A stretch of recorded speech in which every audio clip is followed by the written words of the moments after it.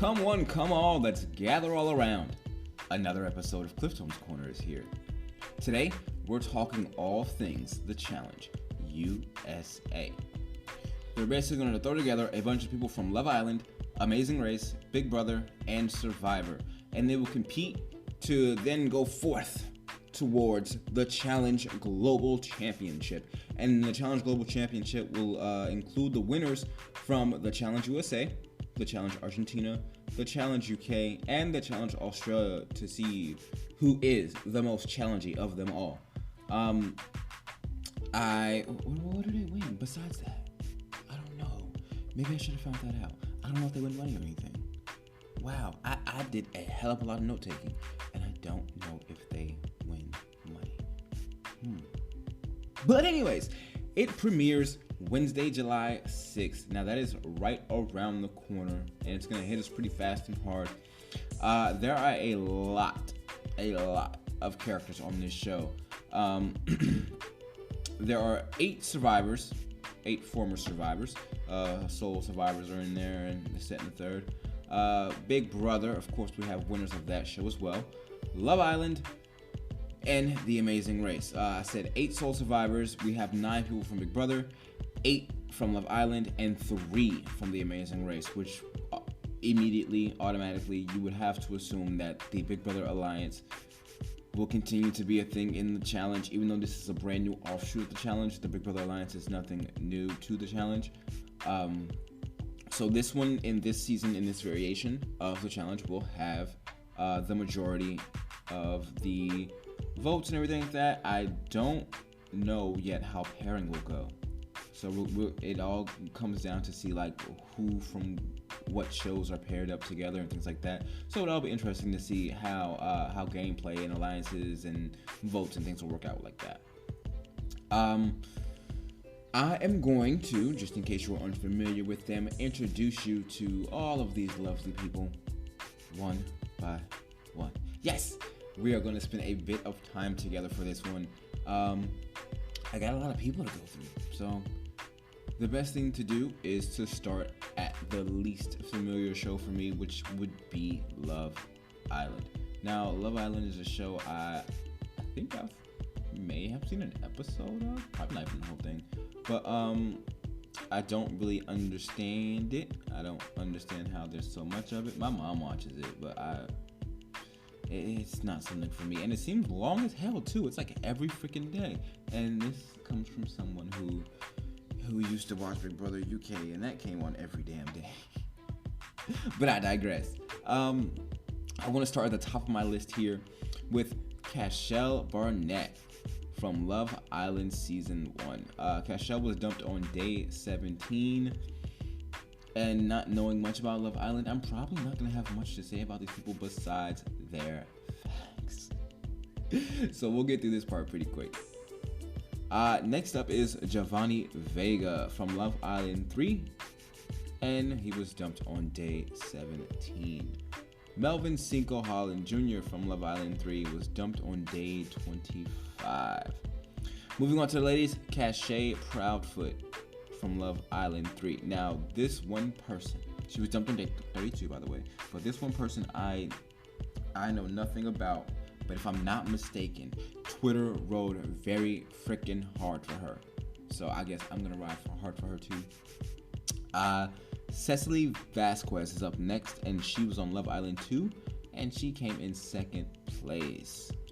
Day 40, that lasted 40 days. 40 days. Big Brother is 90 days. Well, this season is going to be 80 some odd. We'll get to that on another date. Moving on down the list, we come down to Justine Ndidiba from Love Island 2, and she won Love Island 2.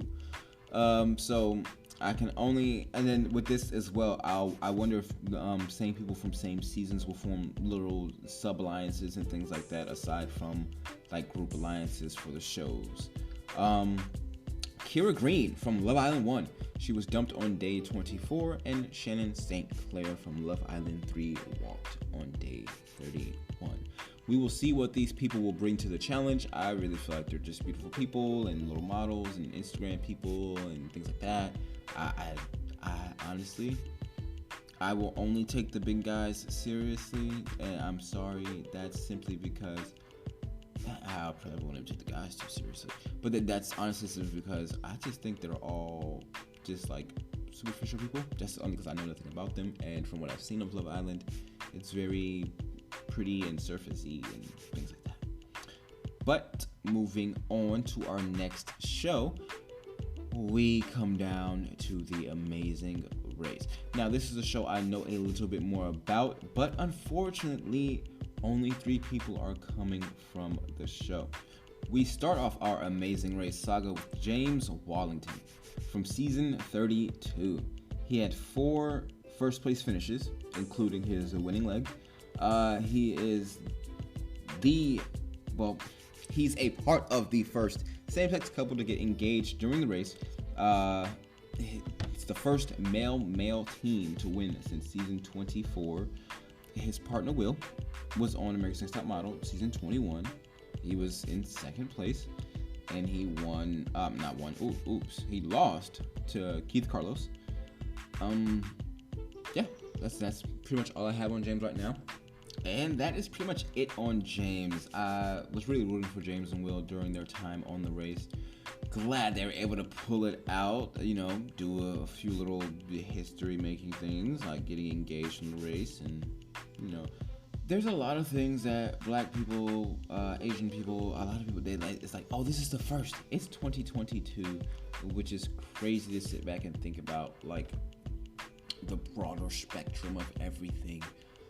Oh, first Black person to win Big Brother, or first Pacific Islander to win Survivor, or this, that, or the third, or first.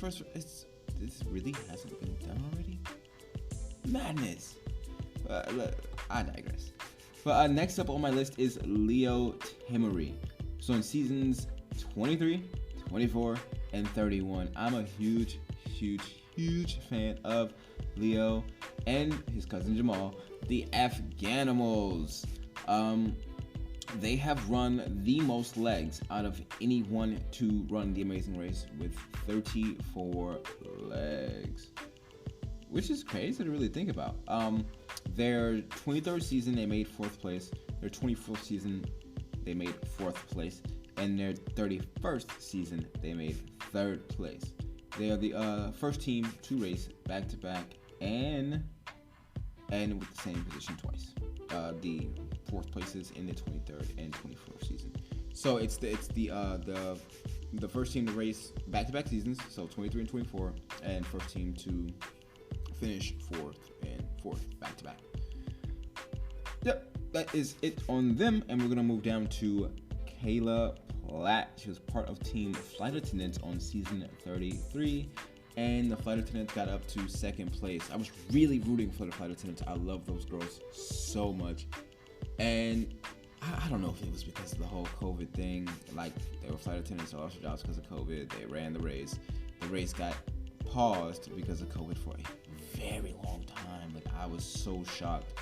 And I was shocked and amazed about how they went about the race. They didn't just trash the season. They paused it, went through with everything, despite the long pause, despite teams not being able to come back.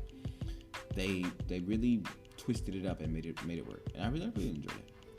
So that's gonna be it on our Amazing Racers, and we move to our survivors.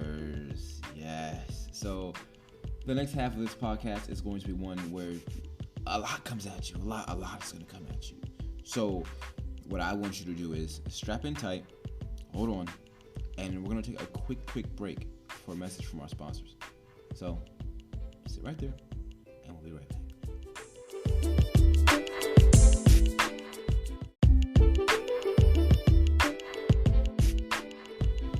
And we are back from our break.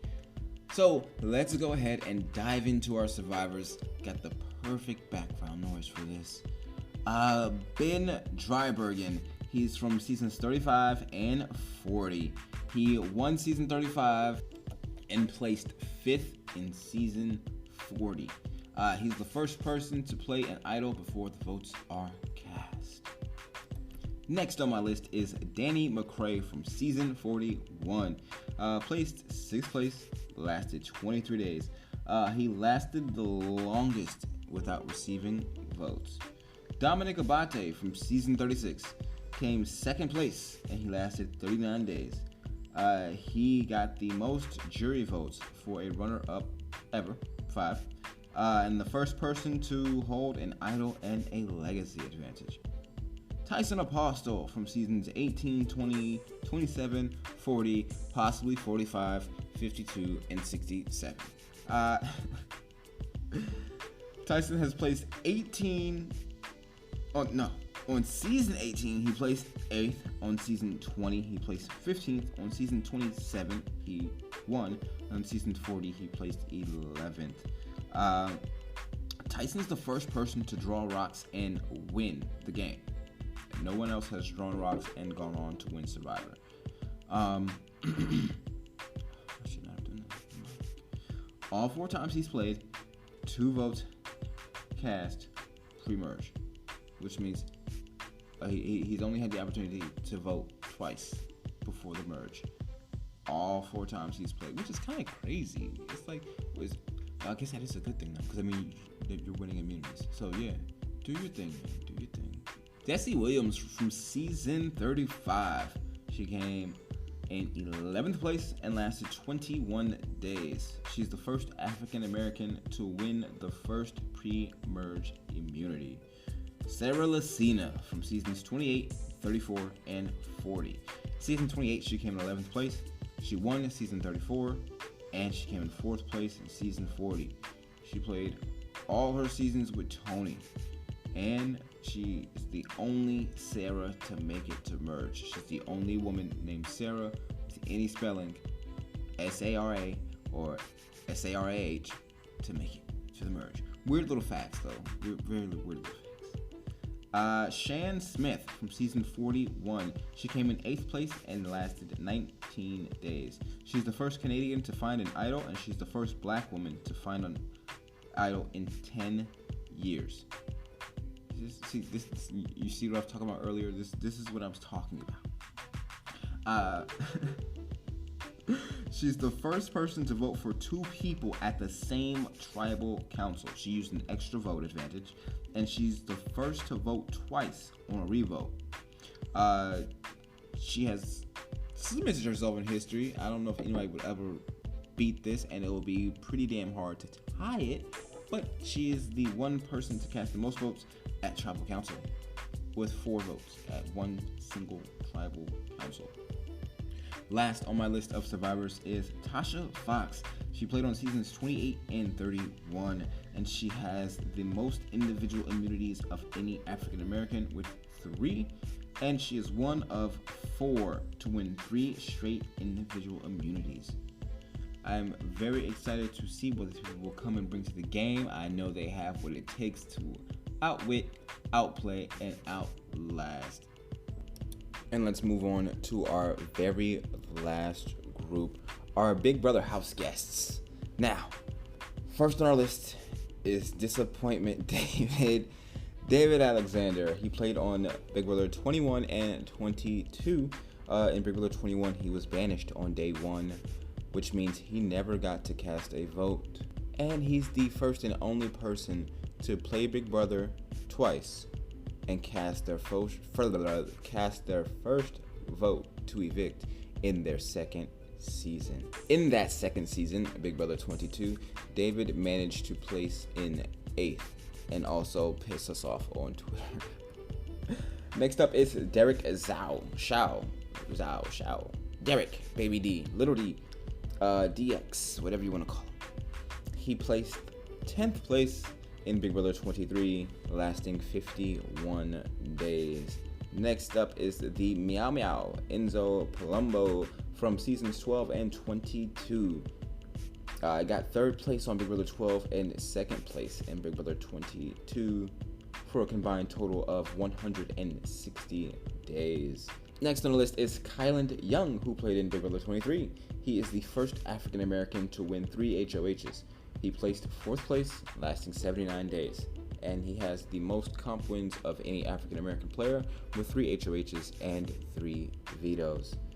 Next up, following right on behind him, is Xavier Prather, our first ever African American winner for Mainstay Big Brother. Let's not forget, Tamar Braxton is the first African American winner for American Big Brother, period, point blank. Let's recognize the history, let's recognize the facts. But X is the first winner of Big Brother proper. The first African American winner of Big Brother proper. Oh, it should have been Danielle in Big Brother 3. Let's not go there. Let's not touch on that. Very sensitive when it comes to that. Kylan is the first African American to win 3 HOHs, and X is the second African American to win 3 HOHs. He's also tied for the most comp wins of an African American with 6 with Kylan. They both have 3 HOHs and 3 vetoes. Next up is Alyssa Lopez, aka X's Cookout Link. In season 23, she came in 7th place, lasting 65 days. She is the first person to win both OTEV and Zingbot veto competitions, which is kind of weird. It's a very long time. Nobody could pull out those 2 wins. Good on you, Alyssa. I underestimated Alyssa. A lot of people did just because she was up under Christian and things like that. But I'm sorry. Let's see what you bring in the challenge. Please make me eat my words, Alyssa. Please. Next up is Angela Rummins from Big Brother 20. She placed 4th and lasted 93 days. She survived 13 rounds without facing an eviction, which is tied with Nicole Franzel. Next up is Aza Awesome. She is from season 23 as well. It's a season 23 takeover in here. I believe besides Enzo and Angela, everyone else is from season 23, which then again ties into what I said before about how, like, there'll be sub-alliances in the show alliances. We'll see. Aza lasted 85 days, placing in 3rd. She is the first African-American woman to compete in part 3 of the final HOH competition. Again, ties into what I said earlier. Just bonkers to really sit back and think about. All of these years, Big Brother started in 2000? All of these years, and this is just how the first African-American woman to compete in part 3 of the final HOH. Just wild. Last but not least, we've got through everybody. But last, damn sure not least, the queen, Tiffany Mitchell. She's the queen of Big Brother 23. She's the queen of the cookout. She's the queen, period. Tiffany placed 6th place, lasting 71 days. She's the first female to win 2 back-to-back HOHs. In my mind, she's the first person to win 2 back-to-back HOHs. I'm not counting Frankie in Big Brother 16 with that catastrophe, and I'm damn sure not going to count Sheldon in Big Brother Canada 8?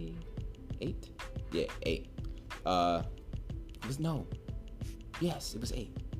It was Big Brother Canada. But I'm not counting that either because of the whole Jamar fight thing had the week. I'm not counting reset weeks. No. We're going as weeks we played through, got through. And yeah. And Tiffany is the second African American to win America's Favorite House Guest, with the first being Miss Davon Diane Rogers. So that is it. I am very, very excited to see my Big Brother babies again. Very, very excited to see some of those survivors out there. I got a few of my amazing racers coming back. Very excited to see what they bring to a competition like this. And then definitely, I'm open to see what the Love Islanders will bring. I have no idea anything at all about any of these people. So these 8 will be ones to watch for me.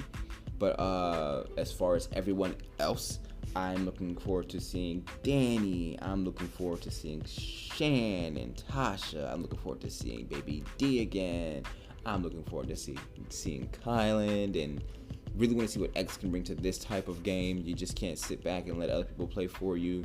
You have to put in the work for yourself. So, and I hope this is one of those challenge seasons where you have to see an elimination to make it to the final. That would also be nice. Don't coddle these people. Just throw their asses in there and give it to them. But yeah, like I said, that's it. That completes the list. will be back shortly after the premiere on Wednesday, July 6th. It's going to premiere after Big Brother 22. I still have to figure out how this works out, because is this a Paramount Plus show? See more things that should be in all these notes I have that's not. But I'm not sure if it's Paramount Plus or CBS. I thought it was Paramount Plus. It might be CBS. I think it's CBS. But it's coming on after the premiere of Big Brother 24, Wednesday, July 6th, 8 p.m. Give me a follow on Twitter at King Cliftone. Remember, you can always subscribe to Cliftone's Corner on YouTube. View some old Big Brother videos. Again, I'm still trying to figure out how to do the whole podcast video thing. So once I get that figured out, you'll see these over there too. But for now, I'm your main man Cliftone, signing off, and I'll see you next time.